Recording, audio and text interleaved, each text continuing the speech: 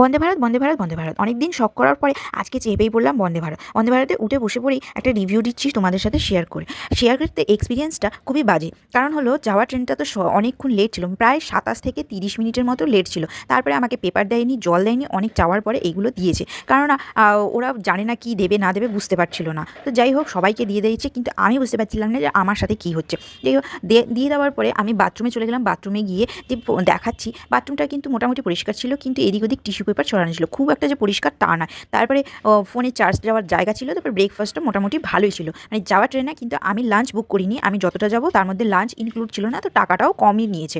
যে স্যানিটাইজার ছিল, খুবই ভালো ছিল। তারপরে আসারটা কিন্তু টাইমেই পৌঁছেছে, কিন্তু ট্রেনটা কিন্তু প্রচণ্ডভাবে ভাঙা চোরা ছিল। মানে আমার যে খাওয়ার ট্রেটা ছিল ওটা পুরো গায়ে চলে আসছিলো আমার, আর ডালগুলো না সব আমার গায়ে চলে আসছিলো। আর আরও প্যাসেঞ্জারদের গায়ে নাকি সবার গায়ে একটু একটু করে এসি জলও পড়ছিল। তো আমার থেকে না সেকেন্ডবার চা দিয়ে